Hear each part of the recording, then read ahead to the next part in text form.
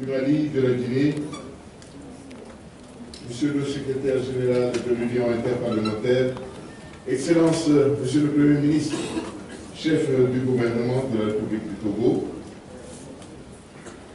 Mesdames et Messieurs les présidents des institutions de la République du Togo, Mesdames et Messieurs les membres du gouvernement, honorables Mesdames et Messieurs les députés, Excellences, Messieurs les membres du corps diplomatique et consulaire, honorables chefs traditionnels et religieux, honorables invités en vos rangs et qualités respectés, Excellences, Mesdames et Messieurs.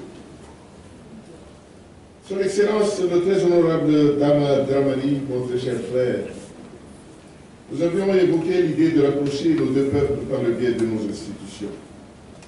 Nous en avions discuté et étions réciproquement convaincus de son opportunité. Aujourd'hui, nos souhaits commencent à prendre forme.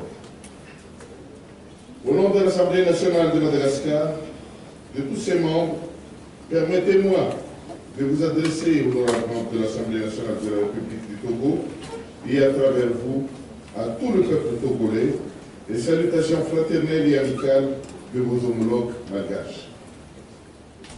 Je voudrais alors remercier sincèrement l'Assemblée nationale du Togo et son président, son Excellence M. Dama Dramani, de m'avoir invité à cette séance solennelle d'ouverture de la deuxième session ordinaire de l'Assemblée nationale du Togo, invitation qui arrive à point nommé. C'est pour moi un grand honneur et empreinte beaucoup d'humilité que de pouvoir m'exprimer devant vous du haut de cette tribune en présence de son Excellence Monsieur le Premier ministre de la République du Togo, des membres de son gouvernement, ainsi que de toutes les personnalités présentes dans cette magnifique salle, qui est témoin des décisions importantes de l'histoire de votre pays, voire de notre continent, l'Afrique. Il m'est tout d'abord agréable de présenter mes félicitations aux membres de l'Assemblée nationale du Togo pour la confiance placée en eux par les citoyens de votre pays en vue de les représenter à travers et au sein de cette institution. Le député est au service du citoyen. Il lui revient de se pencher quotidiennement sur les préoccupations réelles du citoyen, de veiller constamment à l'amélioration de ses conditions de vie, d'impulser en conséquence l'action du service public en satisfaction à ses besoins. Outre les examens et adoptions de lois, son rôle consiste aussi et surtout à veiller à leur bonne exécution en rapport à l'esprit du législateur à tous les niveaux. Les responsabilités suivantes sont dévolues aux députés aussi. Contrôle de l'action gouvernementale et évaluation des politiques publiques. Bien que ces énumérations sont loin d'être exhaustives, elles nous conduisent à en déduire que les députés jouent un rôle capital dans la vie d'un peuple, d'une nation. De ce fait, et pour la réussite de sa mission, le député se doit de pouvoir garder cette confiance que le peuple a posée en lui dans ses actions. Le monde d'aujourd'hui est pourtant un monde en pleine mutation qui suscite autant d'espoir que de préoccupations qu'il conviendrait d'affronter ensemble. D'où l'importance du resserrement des relations de coopération bilatérale et multilatérale entre les assemblées. La diplomatie parlementaire constitue un maillon primordial et incontournable pour mener à bien cette lourde responsabilité qui nécessite une mobilisation commune. La responsabilité des parlements du monde est ainsi essentielle dans la mise en œuvre des objectifs du développement durable à l'horizon 2030, notamment sur le changement climatique et l'éradication de la pauvreté sous toutes ses formes qui nous affectent encore plus que toute autre région du monde. Des fléaux comme la montée en puissance des extrémismes sont aussi des questions qui suscitent des réflexions en profondeur. Je suis en effet convaincu que nos institutions s'enrichiront davantage du flux des échanges et pourront ainsi adopter des stratégies communes. Certes, la réalité parlementaire dans chaque pays varie en raison des différentes constitutions et milieux juridiques, mais nos défis restent généralement proches. Je tiens à vous féliciter pour être parmi les premières institutions parlementaires à avoir procédé à la ratification du protocole de Malabo, montrant votre intérêt à participer plus activement au processus de développement et d'intégration en cours sur le continent africain. Il est certain que l'unité de notre continent passe par la mise en place d'institutions fortes, à l'instar du Parlement panafricain, qui renforcent le dialogue tant sur les préoccupations que sur nos intérêts communs. C'est un engagement significatif vers l'intégration politique et économique de notre continent. Notre appartenance à l'Union africaine nous engage effectivement sur la même voie et la même vision à long terme. Cela via l'agenda 2063 qui va dans le sens des objectifs du développement durable. L'agenda 2063 de l'Union africaine accorde une place majeure aux dividendes démographiques. À la jeunesse qui constitue plus de 60% de notre population dans nos pays respectifs. Celle-ci représente une force réelle pour notre développement de par son dynamisme et sa créativité. Il nous faudrait donc la soutenir à travers des investissements conséquents dans l'éducation, la formation professionnelle, l'accès à l'emploi et la promotion de l'entrepreneuriat. Il nous revient de renforcer le dialogue envers cette génération pleine de potentiel en laquelle il faut croire, qui n'est pas seulement l'avenir de nos pays, mais qui constitue avant tout son présent. Je fais le constat de l'importance particulière que le gouvernement togolais accorde aux jeunes générations à travers l'éducation, ce qui va dans le sens de ce que je viens d'évoquer. Félicitations et bonne année scolaire à tous les élèves du Togo. Par ailleurs, aucun développement ne sera possible sans l'intégration des femmes.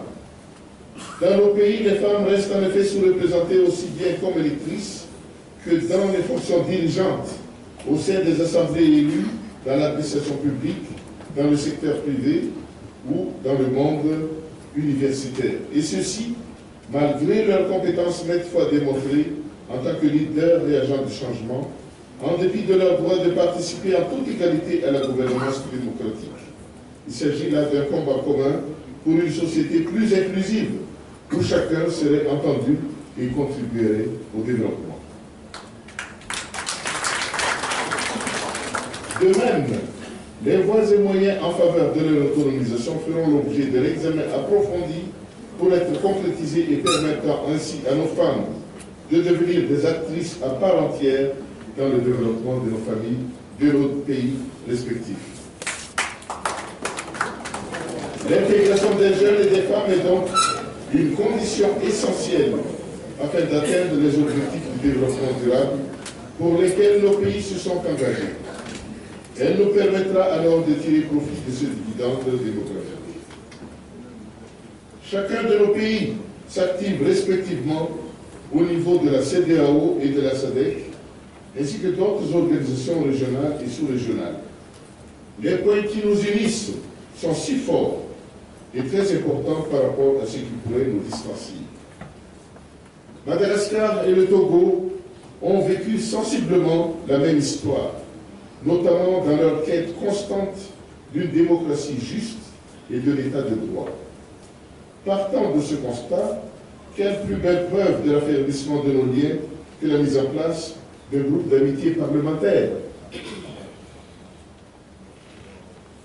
Mon pays a payé au prix fort la série des crises socio-politico-économiques en 1972, en 1991, en 2002 et en 2009, lesquelles l'ont beaucoup affecté.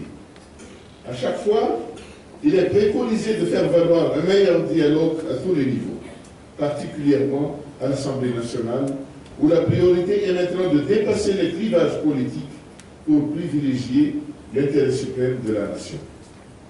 Nous avons alors choisi de placer le mandat républicain et l'alternance démocratique comme des valeurs phares, gage de notre stabilité, car toute autre crise aurait des effets préjudiciables incommensurables pour notre population. L'Assemblée nationale a son rôle à jouer dans ce défi de stabilité et de vie démocratique apaisée. En ce sens, avec votre permission et en toute modestie, je ne peux donc que vous encourager et vous soutenir dans la poursuite de la mise en œuvre d'un espace d'écoute, de dialogue et de concertation. Les rencontres et les échanges que j'ai pu avoir avec certains d'entre vous renforcent ma conviction sur l'efficacité de la légendaire sagesse togolaise au fait de maintenir la stabilité. Comment ne pas le croire quand le Togo, votre magnifique pays, a atteint depuis quelques années un essor sans précédent. C'est en plus avec un réel plaisir et beaucoup de fierté que je constate que Lomé a pris un tout nouveau visage avec plus de dynamisme et de nouvelles infrastructures qui se créent et s'améliorent sans cesse.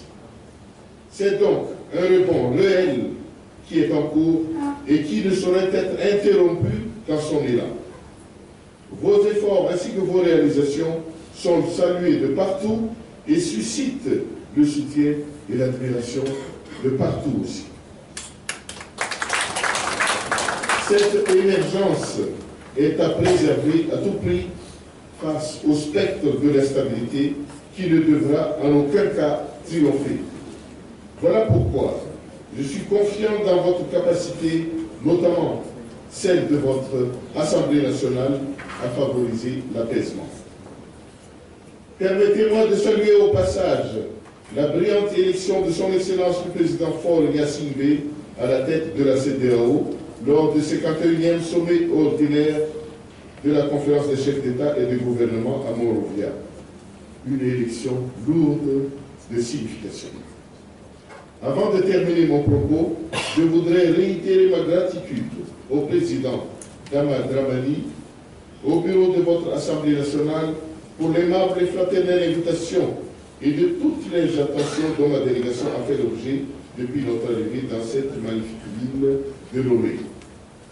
J'aimerais également vous demander de bien vouloir transmettre les salutations distinguées à son Excellence M. Faure Gnassingbé, président de la République du Togo, et au Premier ministre ici présent, M. Selom Gassou, ainsi qu'à tout le peuple frère du Togo pour la chaleur de l'accueil qui nous a été réservé. Honorable président de l'Assemblée nationale, Excellence Monsieur le Premier ministre, honorables députés de l'Assemblée nationale de la République du Togo, Excellences, Mesdames et Messieurs, je conclus en renouvelant le message de paix, de fraternité et de vœux de prospérité au peuple togolais. Je vous souhaite une excellente session parlementaire. Je vous remercie de votre aimable attention.